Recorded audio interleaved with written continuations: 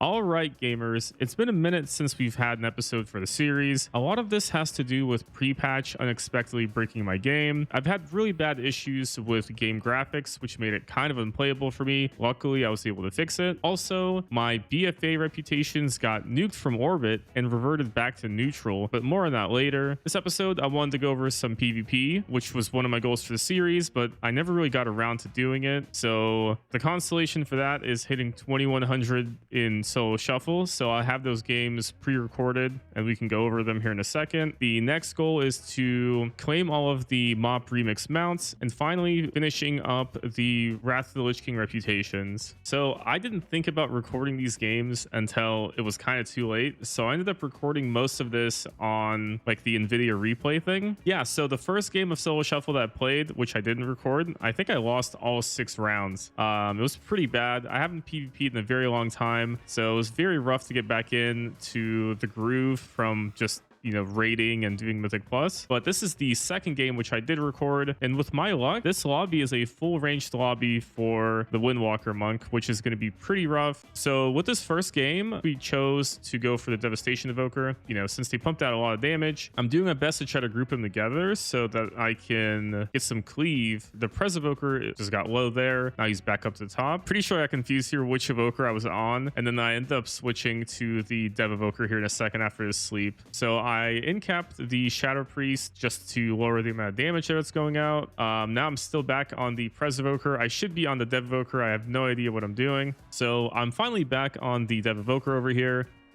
Again, I'm just fighting for my life here. It's so tough in a full ranged lobby as a melee player. So my sweep is up in 20 seconds, so I don't have an opportunity to sweep all of them. So they're safe to stay kind of close like that. So I'm still hammering at the Evoker. There's a lot of pressure on me in terms of damage. All right, we're still back on the Dev Evoker. I put the Ring of Peace down so you can't run away. My sweep is up, so there's an opportunity where if the Pres Evoker and the Dev Evoker are really close, could kill the Dev Evoker. Let's see how this plays out. They both stack, and this is what I was saying earlier, where if they're close and my sweep is up, I always try to get at least 2 targets with my sweep for maximum value. I was able to sweep the Pres Evoker. He's on a 2-second stun. The Shadow Priest over there is super low already. Even if they survive the stun, I have 2 targets that I can go after. Fortunately, I hit the Dev Evoker with a 282,000 Rising Sun Kick, and that's enough to trigger my Touch of Death, and with that he's dead. So this is the second round. I'm paired up with the Shadow Priest here. I got both priests on my team, and now this is like the worst thing in the world. We have an Affliction Warlock and a Dev Evoker on the other side. I'm over here doing the smart play. I'm switching from Disarm to a talent that will actually help me in this comp, which I don't think I did going into the first round. So that's just how rusty I am. I'm not even changing out my PvP talents, unfortunately. So we got both the Evokers right here. We got a stun. I think I'm going to incap this guy here. Okay, I'm just getting chain CC'd here. We got the incap on the Pres Evoker. Again, we're opening up on the Dev Evoker. So there was another opportunity for me to sweep. It looks like the Dev Evoker and the Warlock are right next to each other. So we're going to go there and we're going to hit him with a sweep. Going full blast on the Dev Evoker here. Not really hugging the pillars.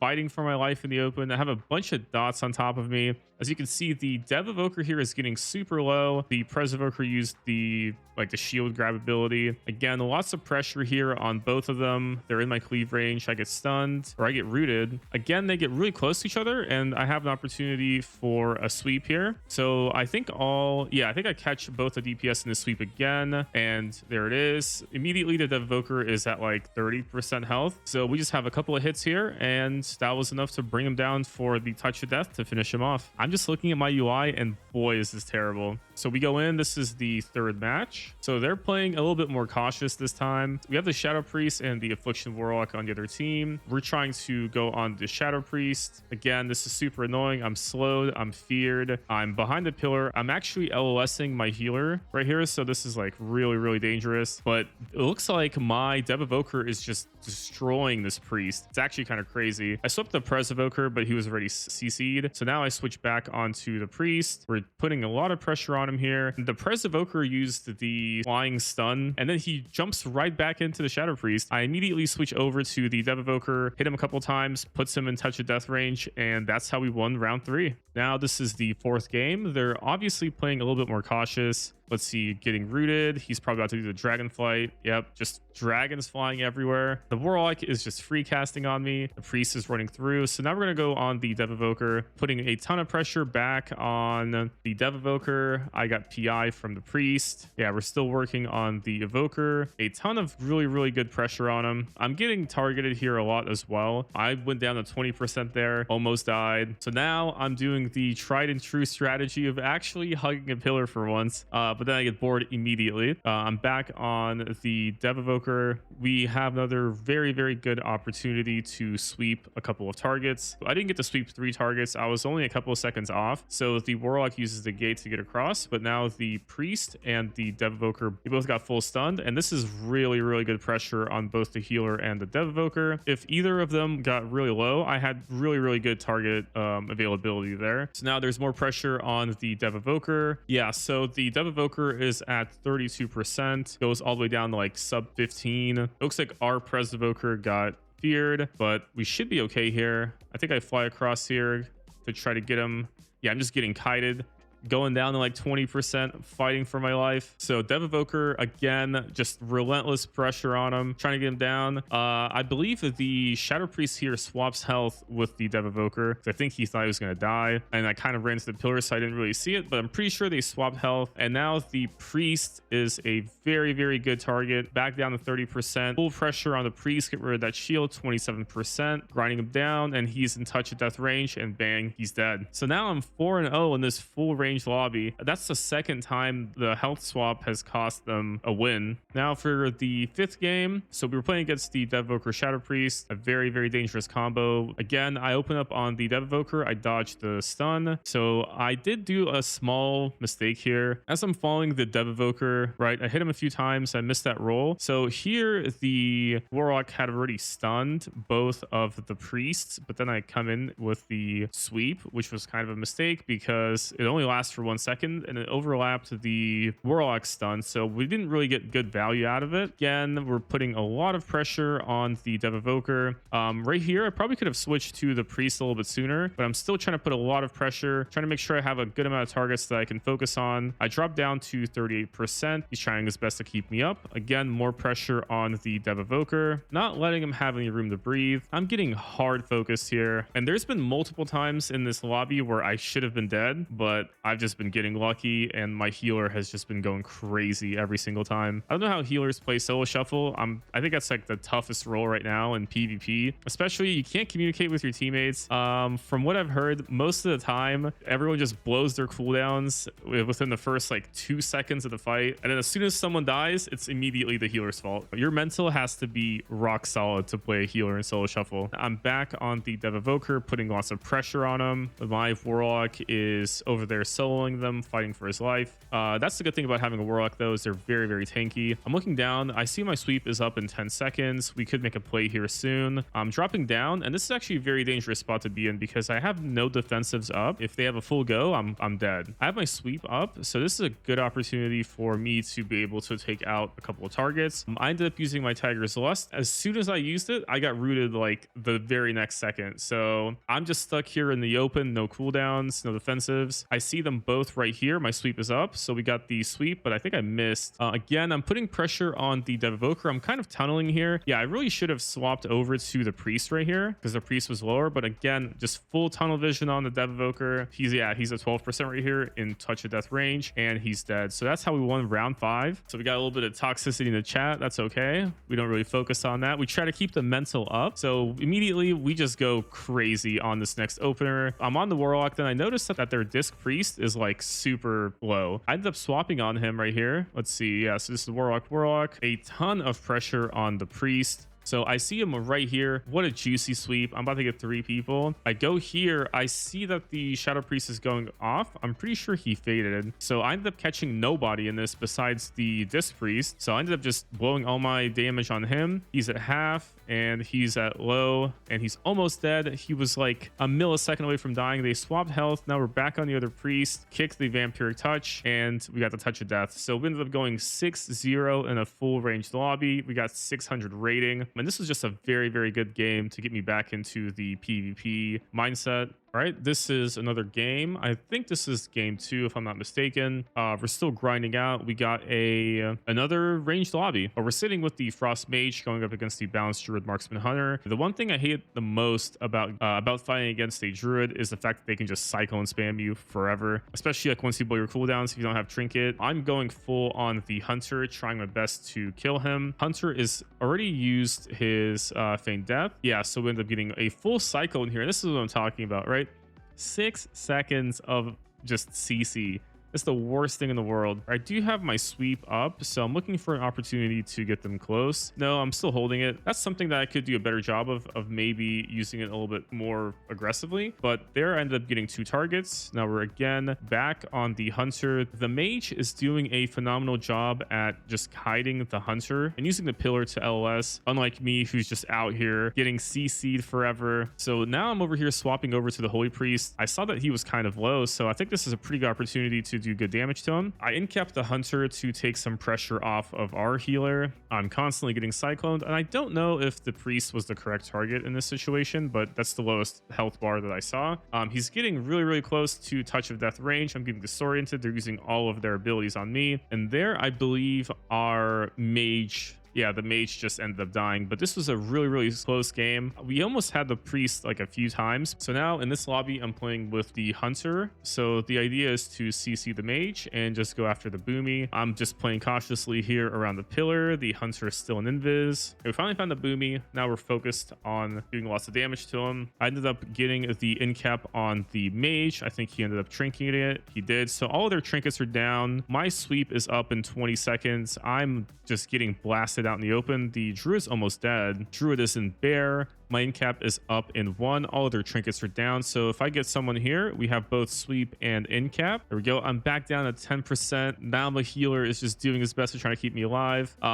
We have the incap on the Priest, and with that, we should be able to kill the Druid. We don't. The Druid's back up. I don't know how he's still alive. I'm doing my best. I'm spamming Vivify. I'm behind this pillar. Now we're back on the Druid. Priest got trapped, and now we're full on the Druid, and I was able to Touch of Death him there and execute them. All right, so the next game, we are going to just jump into here. We're going full on Boomy. He ends up running all the way over here back into his team. My sweep is up in 2. Here he is. He's running over here. I ended up incapping the Priest. I fly over here, and then I end up using my sweep, and with Touch of Death, we end up getting the Druid down. The next game after that, we're again just fighting him out in the open, getting cycloned. I think they did a very good job of using their CCs on this match. They actually end up killing the Mage right there, and with that, I'm pretty sure someone just ends up leaving here, so we ended up getting over 1,000 rating. Again, this was like a 2200 MMR match. No idea why I'm getting put into these matches. My highest rating was like 1850 or 1900 before the season. I'm going to go ahead and skip ahead, and this is another game, I think, or this one was around, that was about 1700 rating. So we have a Warrior, Monk, and Preservoker setup versus the Disc Priest, Marksman Hunter,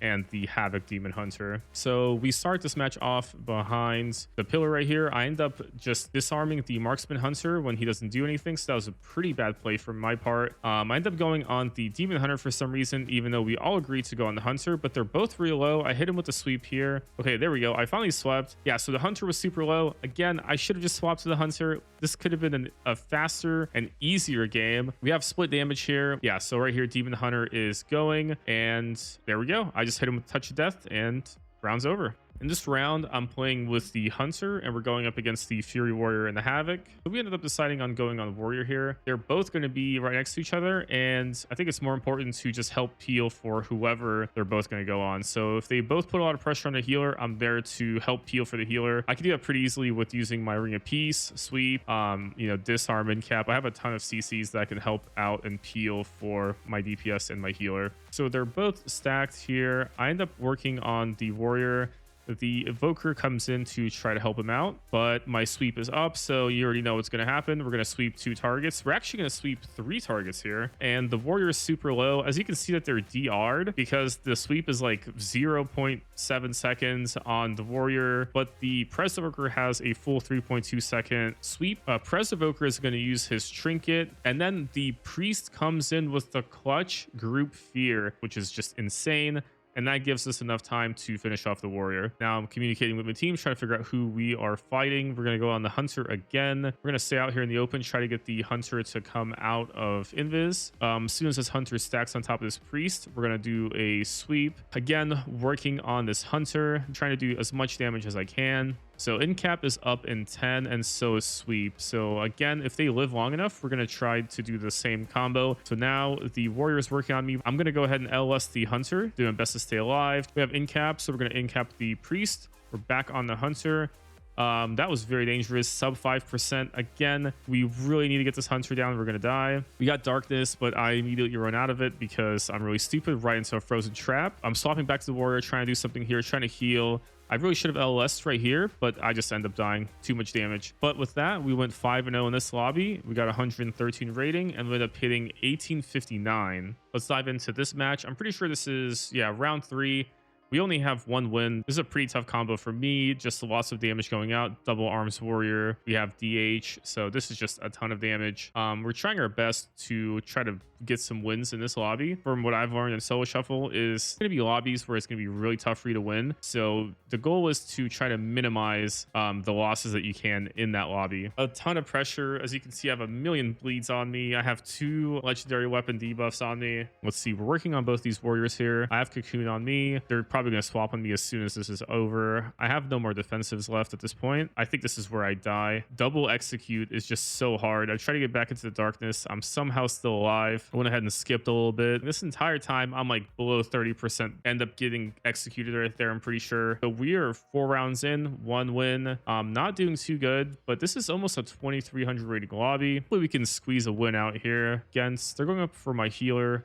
I'm trying to go on their healer, incap him. The other warrior is down really low. We use all of our cooldowns here. We have a very, very good cleave. They both use their defensives. Cocoon's out. Again, I'm trying to chase down the healer, try to do something different, just different pressure. It's just something. Trying to win this lobby. We have incap on the monk. We're going on the other warrior. I get stunned here. Yeah, we got 2 Beyblades going here. I'm trying to run away. If they get close, I could do a very, very good sweep right here. And I do, and we focus back on the monk. The monk is super low, and I think he is just like in touch of death. I can feel it. Full focus on the monks and lots of swaps, and so we get the other warrior down super low. He's in touch of death range. I'm spamming R, just a millisecond away from executing him, but we do end up getting him right there. And with that, we got 40 rating and we hit 2027. Now we're back to my favorite comp. We have the rogue. The priest is being a little toxic, but we're trying to keep our mental up, right? Positive vibes. We have the warrior going on top of us. The rogue is just doing rogue things, stunning everyone, CCing everyone.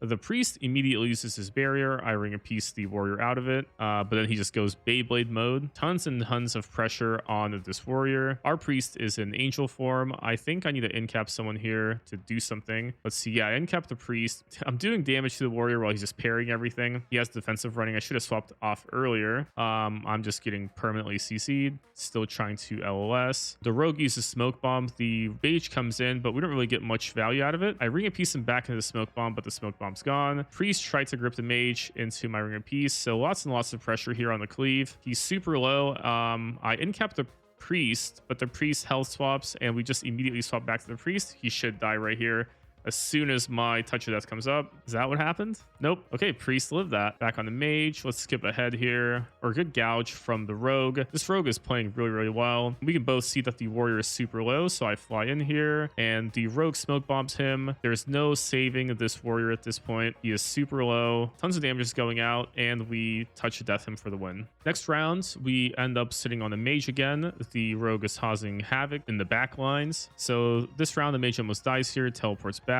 Just lots and lots of pressure on this mage, trying to make sure he's not free casting. Incap the priest right there really quick. So the warrior is at 27%. We have the rogue just doing a tremendous amount of damage. Mage is casting. Our warrior is at 11%. I think, yeah, he just ends up dying there. The priest says LLS. We actually ended up winning 5 rounds in this game.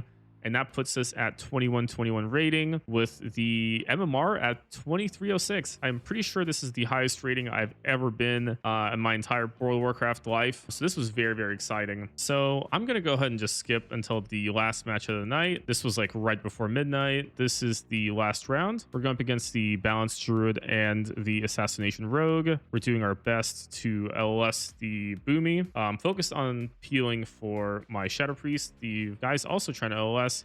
I'm trying to get a very, very good sweep here. We're trying to open on the Rogue. This Rogue is doing a very, very good job of LSing these pillars. He hits me with the Smoke Bomb, not putting up enough pressure on them, and having my Priest get CC'd is just very, very rough. We're going full focus on the Rogue. Rogue is at Touch of Death range. Touch of Death range again. He's like 5% a couple times there. I get cycloned. He gets saved by the Druid. We have Ring of Peace there to disrupt some of that casts, and we're trying to focus on the Rogue here, but I'm pretty sure I'm dead. I don't have any more defensive cooldowns. I'm trying my best to run away, self-heal. Rogue is just on my cheeks, and I'm pretty sure this is where he kills me. I try to incap him, try to stay alive. Oh, I survived that. Okay. I swap to the Balanced Druid. We try to run over here. I get rooted. Swapping over. Hopefully we can get some damage here on the Balanced Druid. We have sweep up in 4 seconds. This could be a very good opportunity for us to stop their giga damage that's going out. We have the sweep. I should have swept right there, and that just unfortunately cost me the game. If I had swept there, I'm pretty sure I would have gotten both the Rogue. So if I would have swept right there, both the Balanced Druid and the Rogue didn't have their trinket. Probably could have killed the Druid right there. Not really sure what the Resto Shaman would have done, but that was definitely a misplay. I could have definitely saved my Priest right there, but that's okay. So we ended up getting to 2260 for our rating. I will say solo shuffle is a lot easier to climb because you get 6 rounds, right? And you just have to win at least 2 or 3 and you still get positive rating up to a certain point.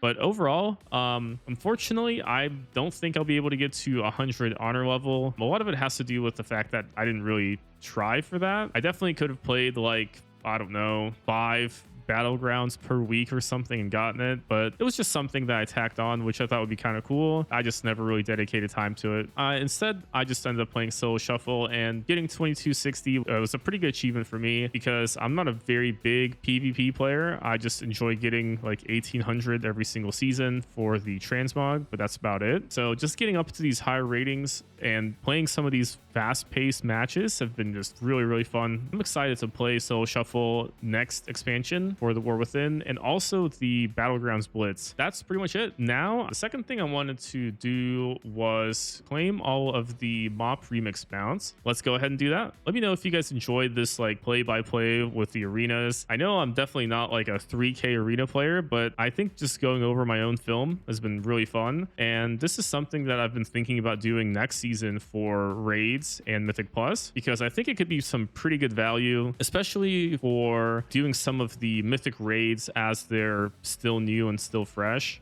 Just offering some insight as just a melee player, monk player. I think it'd be kind of cool. So let me know what you guys think about just kind of going over some of these replays. Perfect. So now let's go to MoP Remix. Now we're logged back into WoW. As you can see, we have all 3 Axophas. So I actually have 3 monks. I ended up making Axopha 3. So I'll be using these characters for splits starting next season. So let's log into our remix character. So no graphical issues this time. By the way, if you have like very blurry graphics or the text is just like gross looking and doesn't make any sense, if you go to graphic API, just type an API into the options menu under graphics. I believe the default is set to auto detect, but for me it works if I swap to DirectX 11 or 12. Sometimes 11 or it looks better than 12. It just depends on the day, or I guess whenever I log in. It's very random. It's very weird. It took me a long time to figure this out. So we need to go to the mount collector here. In the interest of saving time, I don't think I'm going to do like the 360 panorama for the mounts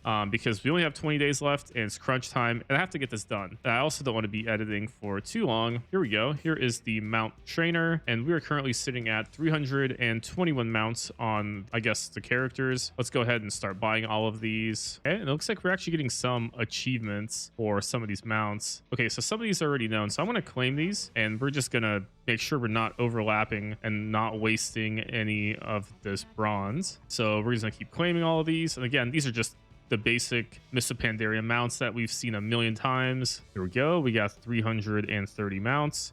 I need to turn off my chat because the amount of spam is crazy. There we go. That is mount number 340. Also, I don't know what is happening with this text, but it's just going crazy. And with this mount right here, we have mount number 350, and we get the Biting Frost Shard core, which is this Frost Shard Infernal, which I am going to take a look at because I think this is really, really cool. It's another mech mount. And with this new expansion, I'm pretty sure it should be able to, might have to check this out on live, because for some reason it's not working correctly on Remix, I guess. But this is the mount that you get for getting 350 total mounts. I'm going to go ahead and put the 400 mount achievement on here. Currently sitting at 351 because of the extra one that we got. And we still have some more that we can claim. But with that, double checking my weak aura, we are officially done with all of the mounts on MoP Remix. I will end up grinding out the rest of this bronze just to get all the toys, all of that, because I think it's a good idea. It's a good opportunity, and I don't think I want to go back to Mists of Pandaria anytime soon. Now it's time to log back into live and catch up on that character. I do have a couple mounts that I can claim. I want to look at the trading post real quick, get those mounts, and then also finish up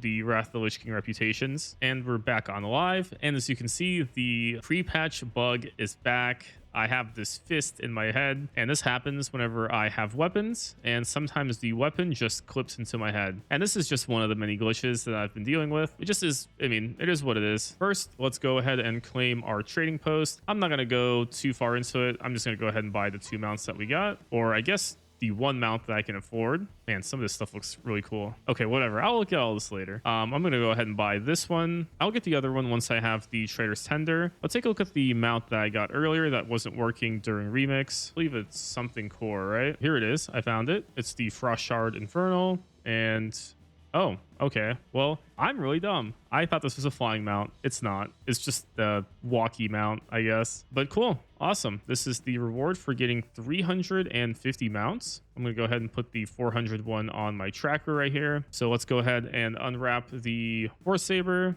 There we go. Okay, this is kind of cool. Then I have 2 more mounts. I ended up getting this mount when I was doing BFA. This is the Alpaca mount. I'm pretty sure I killed a world boss somewhere in Zandalar in Vol'dun. I think I killed a world boss here, and I ended up getting this mount. That's kind of cool. I like it. It's a little alpaca. On this topic of BFA, so I was just running around Borealis after I did a bunch of world quests. I was feeling good. Most of the reputations were like up to revered. Like a lot of them were almost done with honored. And I got this random message in my chat window that said the Proudmoore reputations back to neutral. I was like, what? And I checked, and all of my reputations got reset. Like the Proudmoore reputations back to neutral for some reason. I have no idea why this happened. I've checked the forums. From what I've seen, other people have lost other reputations as well. Some people have been experiencing like a thing where they get reputation, they log out, log back in, and the reputation that they got is just erased. So that was one of the reasons why I haven't really been playing or recording, because I'm afraid that some of my other reputations are just going to get bricked as well. I mean, it's very disappointing. I was really counting on having these reputations for my 100 reputation. Maybe it gets fixed before the expansion comes out and I have enough time to hit them exalted. Maybe not. I don't know. I'll still do my best to try to hit 100 exalted reputations. I mean, there are still a ton of reps I can work on from Burning Crusade. There are a few ones that I can grind out in Classic. I mean, if I'm really desperate, I can just go grind all of the Booty Bay and Gadgets and all of these out and just sit there for 10 hours and hit them to exalted. So let's hope we don't get to be that desperate. And then I have one more mount that I can claim, and that's going to be the Jigglesworth Jr. or Jigglesworth Senior. Cool. Well, this is awesome. So right now we're sitting at 365 out of 400 mounts. So this one is probably one of my other very out of reach goals. I don't think we can get to 500 mounts. I will still try to get as many as I can. I actually had no idea how to get some of these mounts before I made that goal. It might be kind of rough to get those mounts. Let's move on to the last thing I want to do for this episode, and that is to finally finish up the rest of the Wrath of the Lich King reputations. So we've made our way to the Ice Crown Citadel. Yeah, we just need like 2.5k reputation. I'm going to be really upset if I kill one mob and my reputation gets set to neutral. That would be devastating. All right, there we go. We killed the second boss, and we just need 800 more reputation. There we go. We got 500 more reputation with the Ashen Verdict, and we just need 290 more. There we go. We got the Southing Guide down, and we got the Ashen Verdict achievement, which means we got the Ashen Verdict to Exalted. Perfect. Yeah, that's awesome. That's one more reputation. So we are sitting at 87 out of 90. I relogged. The most important part is that the Ashen Verdict reputation is still at Exalted. So that is a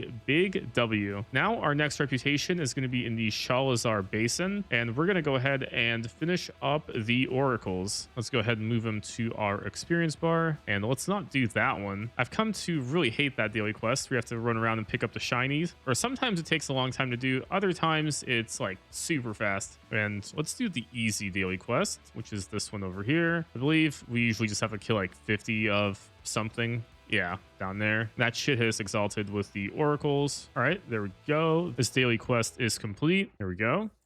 And that hit us exalted with the oracles. And if I'm not mistaken, there is a mount that you can purchase from the vendor that is back at the Rain Speaker Canopy. Here is the Oracle's Quartermaster, and I believe it is the Mysterious Egg. Yes, and so in 3 days, once this hatches, there is a chance at getting the green Proto Drake, and that is what we're going to hope for. Perfect. Our next reputation and our final reputation of the Wrath of the Lich King is going to be the Kalu'ak. You just have to do one quest in any of their quest hubs, and we should hit exalted with them. And we're going to turn this daily quest into the Kalu'ak and see if that's enough, and it is not. So we just have to do one more daily quest, and the next closest one I believe is going to be in the Dragon Blight area. All right, and here is the last pup that we're supposed to get. Now we can return to the harbor and turn this daily quest in. Here we go, and bang, that is the Kalu'ak to exalted, and that puts us at 89 exalted reputations. There is a couple more things that I think we could add on. There are a few mounts that I would like to purchase off of the auction house, and I think we can squeeze out one more reputation in this video. So I'm going to go ahead to the auction house and see what I can buy.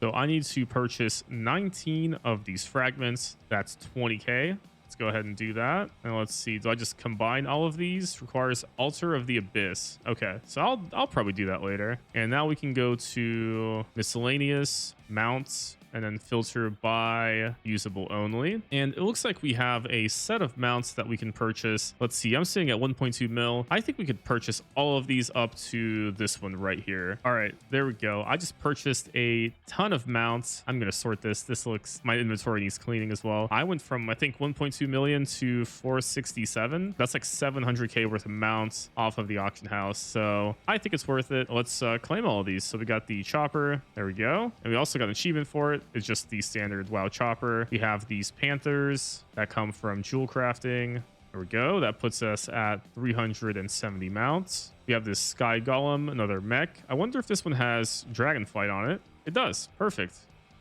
I think all of the mech mounts do for the most part. We have the Vial of the Sands. This is the one that you can have other people on. It transforms you into the dragon and your friend can ride on top of you. That's kind of cool. We got the Swift Strider. This is the typical Strider mount, and I believe it comes from the Noble Garden event. And this one right here comes from the Love is in the Air event, which we ended up not having enough love tokens for. This is the Gold Mane, just another big horse. This is the Leaping Vein Seeker from Nazmir. The Mega Mogul Mark II. This is just a giant head. We have the Captured Dune Scavenger. Just a little hyena. We have the Geosynchronous World Spinner. I think this is just a bomb.